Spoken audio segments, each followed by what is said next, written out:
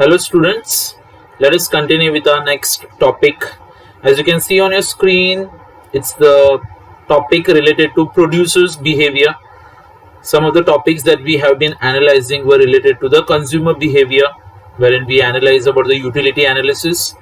We also spoke about demand and elasticity of demand. So now we need to understand producers' point of view. So we study about supply.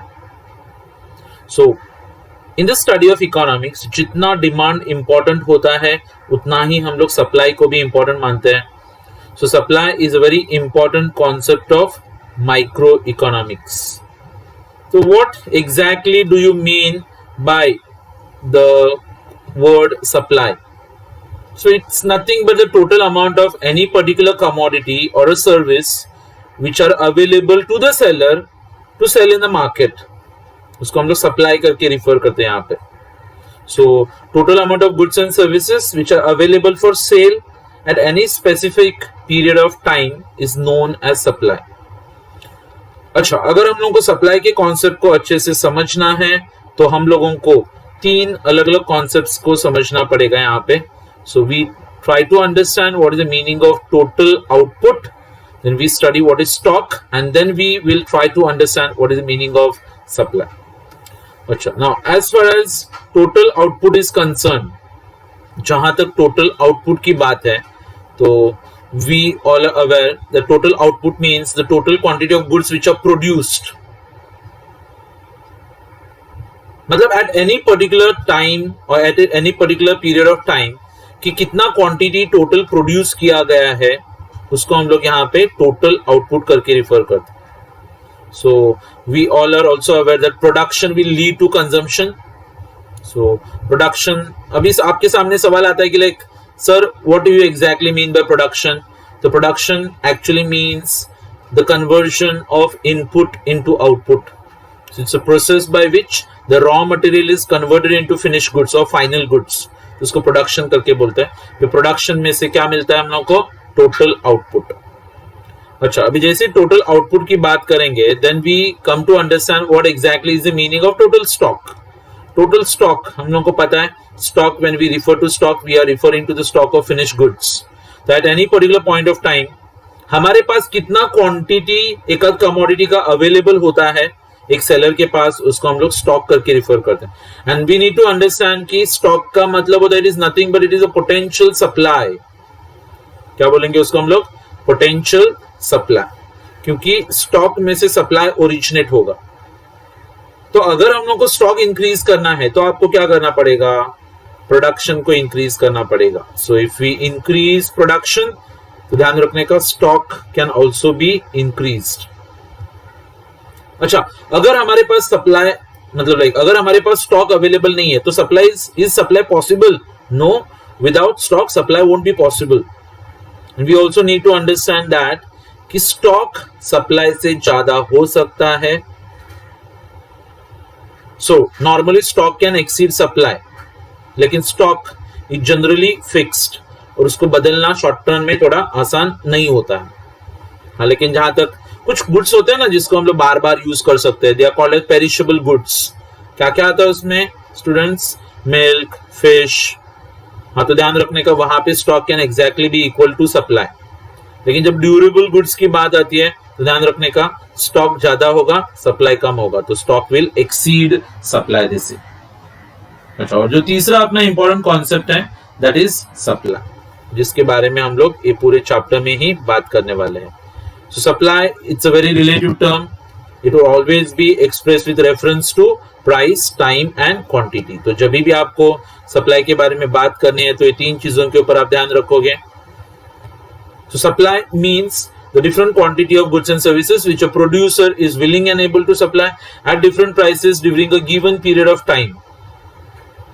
So यहाँ पे इन्होंने क्या लिखा है देखते हैं. Supply implies various quantities of a commodity which are offered for sale by producers during a given period of time at a given price. So quantity, price and time. ध्यान रखने का एक प्रोड्यूसर ने कितनी क्वांटिटी प्रोड्यूस करके supply की है, उसका प्राइस क्या है और ड्यूरेशन क्या था. तो एक महीने में महिंद्रा 10,000 ट्रैक्टर सप्लाई करता है एट द रेट ₹8 लाख पर ट्रैक्टर, तो उसको हम लोग सप्लाई बोल सकते हैं। ध्यान रखना प्राइस, क्वांटिटी और टाइम, इसमें से कुछ भी अगर मिसिंग होगा तो उसको हम लोग वेग स्टेटमेंट कंसीडर करते हैं। It's not a complete statement, we need to remember that thing. अच्छा, here is the image children which is actually trying to show you what exactly is the concept of supply. तो supply जैसे कि stock एक जगह पे पड़ा हुआ रहता है, तो ध्यान रखना supply is a flow concept. Supply को क्या मानेंगे हम लोग? फ्लो कॉन्सेप्ट मानते हैं।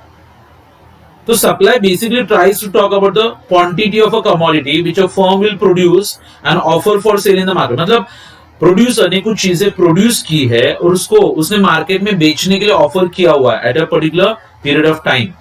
वो कुछ भी हो सकता है, एक डे हो सकता है, वीक होता है, मंथ होता है, ईयर। यहाँ पे आप देख सकते हो, you can see some Alphonso mangoes on this trees, right? अच्छा, now whatever those mangoes are plucked from there, तो ये जो बास्केट्स में मैंगोज रखे हैं इसको हम लोग क्या बोलेंगे? स्टॉक। अच्छा, उसमें से कुछ वो मार्केट में लेके गया और उसने अपने शॉप में सामने रखे ताकि पब्लिक आके उसको परचेस कर सकती है। तो ये जो रखा हुआ mangoes children, this is actually called as supply. So ये क्या था? This was stock and this children is known as supply. तो सप्लाई कहां से ओरिजिनेट करता है? स्टॉक से। अभी आपको पता चला क्यों हम लोग बोलते हैं कि like supply can never exceed stock unless and until हमारे पास अगर क्लोजिंग स्टॉक रहेगा तो अलग बात है, लेकिन सप्लाई स्टॉक से ज्यादा होना मुमकिन नहीं होता। तो आप एक अच्छा खासा डिस्टिंग्विश तैयार कर सकते हैं, distinguish between stock and supply. It's a simple question that you can attempt, ठीक है? Then there are more definitions given here related to supply. According to Paul Samuelson, supply refers to relationship between market price and the amount of goods that the producers are willing to supply. तो मुझे लगता है दो ही चीजें आती हैं यहाँ पे, एक प्रोडक्ट का प्राइस क्या है और एक प्रोडक्ट का कितना क्वांटिटी मार्केट में सप्लाई किया जा रहा है। So it's nothing but the quantity of a commodity which a seller is willing and able to offer for sale. Willing मतलब वहां पे प्राइस आता है, एबल मतलब स्टॉक होता है at a given price during a given period of time. जैसे कि अगर एक फार्मर ने अज्यूम करना कि 4000 किलो राइस प्रोड्यूस किया हुआ है, तो उसका स्टॉक कितना हुआ? 4000 kg। अच्छा, जब उसको 40 रुपीज पर kg का प्राइस मिलेगा तो वो उसमें से 1000 किलो चावल बेचने के लिए रेडी रहता है। सो उसको हम लोग एक्चुअल सप्लाई करके रिफर करते हैं। तो जैसे हमने डिमांड वाले चैप्टर में we try to study what are called as the demand schedule, in a similar way we will just try to understand what is a supply schedule. Schedule we are all aware it's a tabular presentation. किसको represent करते हैं हम लोग यहाँ पे? Functional relationship between price and quantity supplied of a particular commodity. तो आपको क्या करना है? एक टेबल बनाना है, एक साइड में आप प्राइस लिखते हो, एक साइड में आप सप्लाई लिखते हो, तो उसको हम लोग यहाँ पे सप्लाई शेड्यूल करके रिफर करते हैं।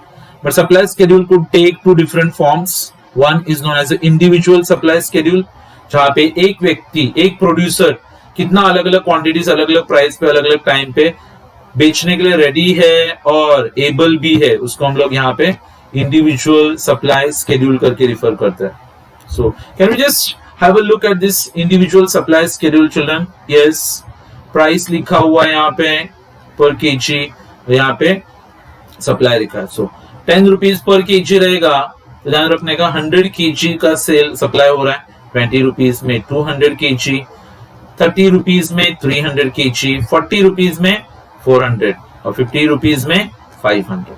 तो what do you see children? जैसे जैसे प्राइस बढ़ते जा रहा है तो सप्लाई भी क्या होते जा रहा है? बढ़ते जा रहा है। तो इससे टेबल से हम लोग को क्या पता चलता है? that there is some kind of direct relationship between price and quantity supplied. So here they've just given some explanation related to that table. Like the table tries to explain the functional relationship between price and quantity supplied. अच्छा, और finally हम लोग को पता चला है कि जितना प्राइस लो होता है तो सप्लाई भी लो होगा एंड वाइस वर्सा। मतलब प्राइस बढ़ गया तो सप्लाई भी बढ़ गया। यहाँ पे मतलब जब प्राइस 10 था तो सप्लाई 100 kg है, 50 रुपीज होता है तो 500 kg का सप्लाई किया जाता है। अच्छा, इसी स्केड्यूल को अगर आप एक ग्राफ के ऊपर प्लॉट कर देते हो तो उसमें से आपको मिलता है इंडिविजुअल सप्लाई कर्व। किस तरीके से प्लॉट हुआ है देखते जरा इसको। So on X axis we are showing the quantity that is supplied, on the Y axis हमने प्राइस को डिनोट किया हुआ है, सो जब प्राइस 10 रुपीज था तो क्वांटिटी सप्लाइड कितना है 100 यूनिट्स, 20 रुपीज में कितना 200, 30 रुपीज में कितना है 300, 40 रुपीज में कितना है 400, फाइनली 50 रुपीज में कितना है 500। अच्छा, तो आप बाद में क्या करोगे, ये सब पॉइंट्स को हम लोग कनेक्ट करते हैं और फिर आपको एक अपवर्ड स्लोपिंग कर्व मिलता है जिस कर्व का नाम है S S, which is the supply curve. अच्छा, इस सप्लाई कर्व को हम लोग किस तरीके से एक्सप्लेन कर सकते हैं? पहले आप बताओ कि एक्स एक्सिस में हमने क्वांटिटी बताई है, वाई एक्सिस में हमने प्राइस बताया हुआ है। सप्लाई कर्व का नाम क्या है एस एस, जिसका स्लोप है upwards from left to right. अच्छा, और ये लेफ्ट टू राइट क्यों स्लोप करता है upwards? Because there is direct relationship between price and quantity supplied. तो डायरेक्ट रिलेशनशिप की वजह से अपवर्ड स्लोप आता है। अच्छा, जैसे हमने individual supply schedule curve derive किया, in a similar way we can also try to derive market supply schedule and market supply curve. अच्छा, जैसे एक मार्केट में आप सबको पता है एक ही प्रोड्यूसर तो होता नहीं है, बहुत सारे प्रोड्यूसर्स होते हैं। तो एक मार्केट में जितने के जितने प्रोड्यूसर्स है, that means all the producers, तो सब लोग कितना क्वांटिटी सेल करने के लिए प्रिपेयर्ड है, तो उसका जब हम लोग टैब्यूलर प्रेजेंटेशन देते हैं तो उसको हम लोग यहाँ पे मार्केट सप्लाई शेड्यूल करके रिफर करते हैं। तो एक साइड में आप प्राइस का कॉलम बना रहे हो 10 से लेकर 50 तक, फिर यहाँ पे आप सेलर ए और सेलर बी, सेलर सी। अच्छा, अज्यूम कर लेते कि मार्केट में 3 सेलर्स हैं और फिर ये तीनों का टोटल मारेंगे तो फिर आपको मिलता है मार्केट का सप्लाई। सो 10 रुपए का प्राइस होता है, तो सेलर ए 100 यूनिट सप्लाई कर रहा है, सेलर बी 200 और सेलर सी 300। तो पूरे मार्केट में कितना गुड सप्लाई हुआ 600। जब 20 रुपीज का प्राइस आता है तो ए 200 यूनिट्स, बी 300, सी 400, तो मार्केट का टोटल सप्लाई कितना हुआ 900। 30 रुपीज में you can see mister A is able to sell 300, B कितना सप्लाई कर रहा है 400 और ये 500, तो टोटल सप्लाई कितना होता है 1200। जब 40 पे प्राइस बढ़ा तो ए ने इतना सप्लाई बढ़ा के 400 किया है, बी ने बढ़ा के 500 और सी ने बढ़ा के 600, तो मार्केट का सप्लाई 1500 पे चला गया है। और जब मार्केट में प्राइस 50 होता है तो a is ready to sell 500 units, b का सप्लाई 600 और सी का 700, तो मार्केट का सप्लाई कितना हुआ 1800। ओके, तो how do they explain this table? So supply, market का supply obtain by adding the supply of a, b and c. मतलब जब प्राइस हाईएस्ट होता है 50 तो मार्केट का सप्लाई कितना है 1800, और जब मार्केट का प्राइस लोएस्ट है 10 तो मार्केट का सप्लाई कितना है 600। अच्छा, इसी चीज को अगर हम लोग एक ग्राफ के ऊपर प्लॉट कर देते तो आपको वापस से मिलता है एक सप्लाई कर्व।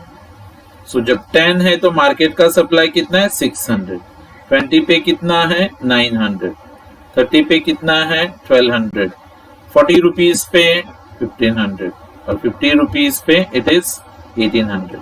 तो आप इसको भी जरा ज्वाइन कर सकते हैं, तो ये जो पॉइंट्स लेके हम लोग को एक सप्लाई कर्व मिलता है। इस सप्लाई कर्व का नाम भी क्या है S S, and that is why we say that it's a upward sloping supply curve. Okay, so in figure 4.3 supply is shown on x axis, price is shown on y axis, supply curve SS slopes upward from left to right। अच्छा, क्यों? क्योंकि there is a direct relationship between price and market का supply। So every time generally children in the exams they ask you this question for definition, individual supply schedule या फिर market supply schedule के बारे में कुछ questions पूछे जाते हैं। ओके, सप्लाई और स्टॉक का डिस्टिंग्विश भी पूछा जाता है, so we should be quite aware of that.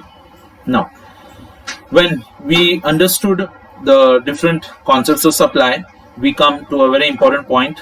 तो आज हम लोग पढ़ेंगे डिटर्मिनेंट्स ऑफ सप्लाई और फिर नेक्स्ट लेक्चर में हम लोग एंटायर लॉ ऑफ सप्लाई पढ़ेंगे, and then one lecture will be studying about the changes and variations in supply. अच्छा, डिटर्मिनेंट्स के लिए हमारे पास और एक वर्ड होता है। डिटर्मिनेंट्स का मतलब होता है what are the factors affecting supply. कौन कौन से फैक्टर्स होते हैं जिसकी वजह से सप्लाई चेंज होते रहता है? तो the very basic one, the fundamental one, that is nothing but the price. तो price is the most important factor which affects supply of a commodity. और आप सबको पता है कि more quantities will be supplied at a higher price and less quantities will be supplied at a lower price. Question arises why? जब भी किसी commodity का प्राइस बढ़ता है तो प्रोड्यूसर को उसमें प्रॉफिट ज्यादा दिखता है, उसकी वजह से वो एक्स्ट्रा प्रॉफिट एंजॉय करने के लिए उस कमोडिटी का सप्लाई वो बढ़ाएगा. हम लोग अज्यूम कर लेते हैं कि लाइक प्रोडक्ट 10 रुपीज में प्रोड्यूस होता है, 15 रुपीज में बिकता है, तो ही सेलिंग 100 यूनिट्स. अब ये 10 में ही बन रहा है लेकिन 20 में बिक रहा है, तो उसका प्रॉफिट का मार्जिन 5 का 10 हो गया. तो हो सकता है कि like he might sell 200 units in the market. So there is a inverse relation, or sorry, direct relationship between price of a commodity and the supply. Okay. दूसरा होता है state of technology. State of technology मतलब क्या होता है कि हमारे पास दो states होते हैं. एक outdated technology, कौन सा टेक्नोलॉजी है? outdated. और एक होता है latest या फिर advanced technology. outdated technology में चिल्ड्रन वी आर अवेयर ज्यादा गुड्स प्रोड्यूस करना मुमकिन नहीं होता है क्योंकि टेक्नोलॉजी पुराना है, तो उसकी वजह से आउटडेटेड टेक्नोलॉजी में हमारा कंक्लूजन आता है कि supply is going to be less. लेकिन एडवांस्ड टेक्नोलॉजी में you can have more supply.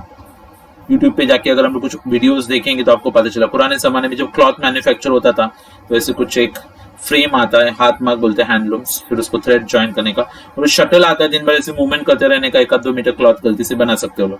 आजकल पावर लूम्स आ गए, आपको डिजाइन कंप्यूटर देता है, थ्रेड ज्वाइन करके रखने, एक बटन प्रेस करोगे दिन भर क्लॉथ तैयार होते रहता है, और I think metres of cloth can be produced in a single day. तो इससे क्या पता चला कि लेटेस्ट टेक्नोलॉजी से हम लोग कॉस्ट ऑफ प्रोडक्शन को रिड्यूस कर सकते हैं और फिर we can increase the production and increase the supply as well. फिर आता है cost of production. Cost of production मतलब क्या कि लाइक चीज को बनाने के लिए कितना खर्चा हो रहा है. अगर एक बाइक प्रोड्यूस करते वक्त 50,000 रुपीज का खर्चा हो रहा है और अगर हम लोग एक 100 करोड़ का बजट रखते हैं तो फिर ज्यादा बाइक्स प्रोड्यूस हो सकते हैं. ओवर ईयर्स सब कुछ मटेरियल महंगा हो गया, गवर्नमेंट ने टैक्सेस इंपोज किए, कॉस्ट ऑफ प्रोडक्शन बन गया, और फिर एक बाइक जो 50,000 में बनता था आज वो 1 लाख में बन रहा है. तो फिर आपको पता चलेगा कि पहले हम लोग जितने बाइक्स बनाते थे अभी उसके आधे ही बिकेंगे. और ज्यादा बना के कुछ मतलब ही नहीं है क्योंकि प्राइस बढ़ेगा तो सप्लाई तो डिक्रीज ही होगा. सो और प्राइस बढ़ेगा तो फिर डिमांड कम होता है तो ऑटोमेटिकली सप्लाई को कम करना पड़ता है. सो अगर फैक्टर्स का प्राइस बढ़ गया कॉस्ट ऑफ प्रोडक्शन बढ़ेगा और सप्लाई फिर डिक्रीज होगा यहाँ पे. That is the cost of production. फिर आता है इंफ्रास्ट्रक्चर फैसिलिटीज. जैसे कि एक गांव में जाने के लिए ट्रांसपोर्ट अवेलेबल नहीं है तो सप्लाई मोर और लेस. लेटेस्ट ट्रांसपोर्ट है, हाईवे से कनेक्टेड है, मेट्रोज है, या फिर एग्जांपल के लिए रेलवेज है, वाटर ट्रांसपोर्ट है, तो supply will be more. Communication से भी सप्लाई अफेक्ट होता है. पावर सप्लाई अवेलेबल होना चाहिए तो इससे प्रोडक्शन का प्रोसेस स्मूथ होता है, फिर सप्लाई बढ़ जाता है. और वहीं पे अगर ये सब चीजें गायब रहेगी तो फिर ध्यान रखना the process of production would be disturb और फिर सप्लाई कम होगा. तो shortage of this facilities would actually decrease. एक कंपनी बड़े से गोडाउन से उनके पास तो प्रोडक्शन करके रख सकते हैं, सप्लाई बढ़ा सकते हैं. गोडाउन्स नहीं है तो फिर जितना बिकता है उतना ही प्रोड्यूस करके सप्लाई करो, हाँ तो फिर उसकी वजह से सप्लाई कम होता है. Point number 5 children, talking about the governments policy. When we are talking about governments policy either we have the taxes और we have the subsidies. Taxes की वजह से बच्चों कॉस्ट ऑफ प्रोडक्शन बढ़ेगा और सप्लाई क्या होगा, कम होगा. सब्सिडीज मिलेंगे तो फिर कॉस्ट ऑफ प्रोडक्शन कम होता है और सप्लाई बढ़ जाएगा.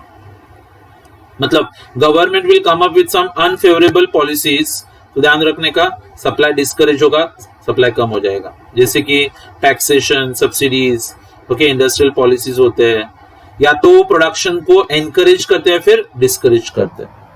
तो अगर फेवरेबल पॉलिसीज आ गए जैसे कि गवर्नमेंट ने सब्सिडाइज करना चालू किया, टैक्स रिबेट्स दिए गए, टैक्स हॉलीडेज दिए, तो फिर सप्लाई बढ़ता है. लेकिन वहीं पे टैक्सेस को अगर बढ़ाया जाए, सब्सिडीज को कम किया जाए, इंडस्ट्रियल पॉलिसी रेस्ट्रिक्शंस आते हैं तो फिर ऑटोमेटिकली ध्यान रखना supply is going to decrease. अच्छा, to a large extent children supply also depends upon the natural conditions. कुछ चीजों का सप्लाई नेचर के ऊपर डिपेंड करता है.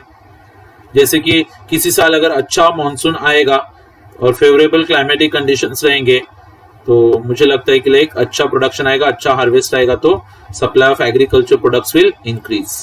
लेकिन वहीं पे मॉनसून अच्छा नहीं है, ड्रॉट्स आ गए, फिर कभी बाढ़ आ गई, तो फिर climatic conditions will decrease the supply. तो ये सब चीजें भी बहुत इंपॉर्टेंट रोल प्ले करती है. Okay, and then children we also speak about future expectations about the price.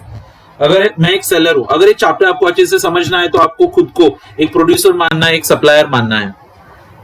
अगर एक कंज्यूमर के हिसाब से सोचोगे तो ये वाला टॉपिक आपको समझेगा नहीं।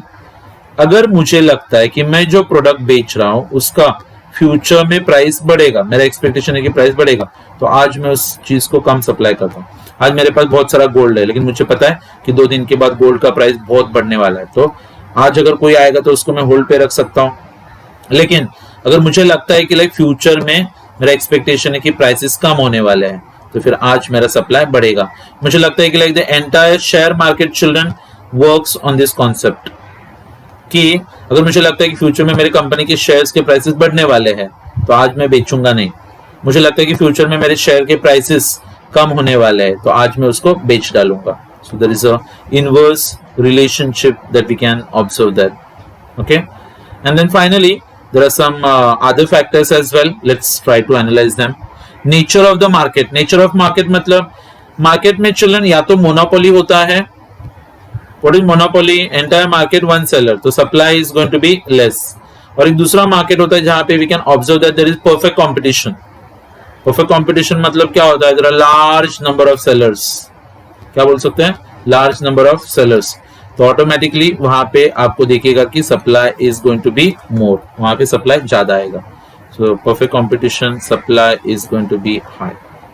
फिर relative prices of other goods, जैसे कि चिल्ड्रन अभी देखो when we buy a tractor, तो बहुत सारी चीजें और भी होती है ना, जैसे कि डीजल का प्राइस आता है, वो ट्रॉली खरीदना पड़ता है, उसके प्राइसेस आते हैं, तो वो सब महंगा होगा, तो हो सकता है कि ट्रैक्टर्स का सप्लाई भी इफेक्ट हो जाएगा। अच्छा, फिर एक्सपोर्ट्स की वजह से हमारे देश का सप्लाई कम होता है, इंपोर्ट्स की वजह से हमारे देश का सप्लाई बढ़ता है। हमने देखा है जब भी शॉर्टेज होता है ऑनियंस का, तो हम लोग ऑनियंस को इंपोर्ट करते हैं और एक्सपोर्ट्स को रेस्ट्रिक्ट करते हैं। फिर इंडस्ट्रियल रिलेशंस, मतलब वर्कर्स स्ट्राइक पे गए हैं तो सप्लाई क्या होगा? कम होगा। वर्कर्स ने मतलब एग्जाम्पल लॉकआउट किया हुआ है, मतलब लाइक टोटल लॉकआउट किया के लिए काम पे जाने का नहीं, तो भी सप्लाई क्या होता है? लेकिन इंडस्ट्रियल रिलेशंस बहुत अच्छे हैं, पीसफुल है, तो फिर सप्लाई ज्यादा भी हो सकता है। And very important children, availability of factors of production, land, labour, capital, ये सब चीजें आसानी से अवेलेबल होगी तो सप्लाई बढ़ेगा, और ये सब चीजें शॉर्टेज में होगी तो फिर सप्लाई क्या होता है? कम होता है। So these are the factors affecting supply children. So every case children we need to understand like direct relationship होता है, फिर inverse relationship, तो आपको ये चीजें आसानी से समझ में आती है। Okay, so we'll just close down here. Next lecture I will be teaching you all the entire law of supply, और फिर हम लोग बात करेंगे लॉ ऑफ सप्लाई का एक पर्टिकुलर फॉर्मेट आता है जो कुछ बच्चों को मैंने क्लासरूम्स में एक्सप्लेन किया हुआ है। जैसे कि स्टार्टिंग में हम लोग क्या इंट्रोडक्शन देते हैं, इंट्रोडक्शन के बाद स्टेटमेंट, फिर स्टेटमेंट का explanation, then we got a schedule, schedule का एक्सप्लेनेशन, ग्राफ बनाने का, ग्राफ का एक्सप्लेनेशन, उसके बाद में फिर हम लोग अजम्पशंस लिखते हैं, and then we have got the exceptions, और फिर उसके आगे we have got expansion, contraction of supply, increase and decrease in supply, और कुछ फॉर्मूला सीखेंगे कॉस्ट और रेवेन्यू से रिलेटेड, तो ये वाला टॉपिक फिर अपना खत्म हो जाएगा। सो see you in the next lecture with the discussion of law of supply. Till then, bye everyone, take care.